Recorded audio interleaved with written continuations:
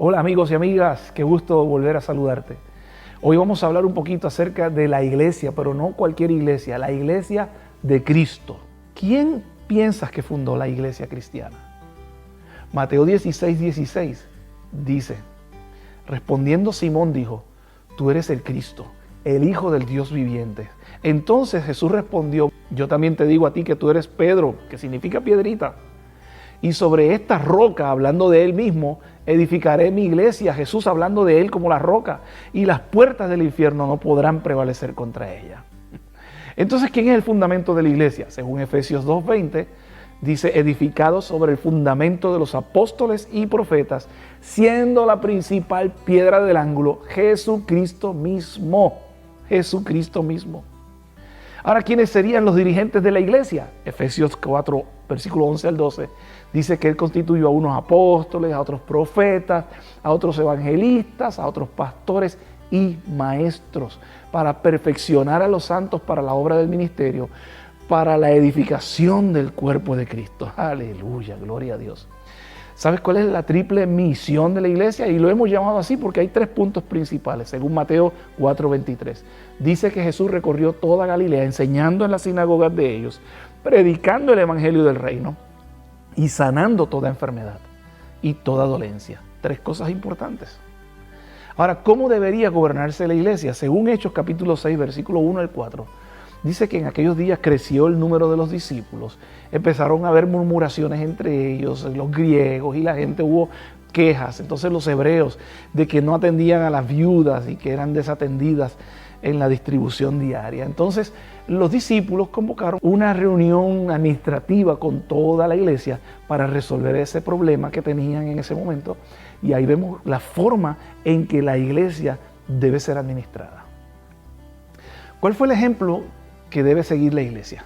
Juan capítulo 13, versículo 15 dice, ejemplos he dado, ¿quién? Jesús, para que como yo os he hecho, vosotros también hagáis. Nuestro ejemplo es Cristo. ¿Y cuál sería la norma de conducta de la iglesia? Según Apocalipsis 12:17, dice que la norma de conducta de la iglesia sería la santa ley de Dios, los mandamientos de Dios. Que la iglesia del tiempo del fin, guardaría los mandamientos de Dios y tendrían el testimonio de Jesucristo. El testimonio de Jesucristo, según Apocalipsis capítulo 19, versículo 10, es el espíritu de la profecía. Entonces, la iglesia de Dios del tiempo del fin guardará los 10 mandamientos, que ya hemos hablado de los 10 mandamientos, y tendrá al Espíritu Santo, y vamos a hablar de eso un poquito más adelante. La Biblia nos confirma que el espíritu de la profecía es el Espíritu Santo. Segunda de Pedro, capítulo 1, dice, porque nunca la profecía fue traída por voluntad humana, sino que los santos hombres de Dios hablaron siendo inspirados por el Espíritu Santo. De ahí que podemos decir que el espíritu de profecía no es otra cosa que el Espíritu Santo. Concluimos que la iglesia de Dios, la iglesia verdadera, tendrá varias características importantes. Número 1, Cristo será el fundamento.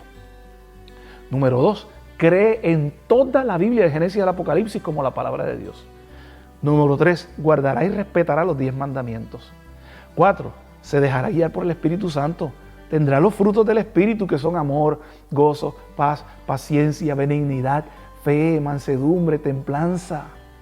También tendrían la manifestación del don de profecía, siempre fundamentada en la palabra de Dios, la Biblia. Sabiendo esto, ¿qué debo hacer? Pues te invito, número 1, a unirte a la iglesia adventista.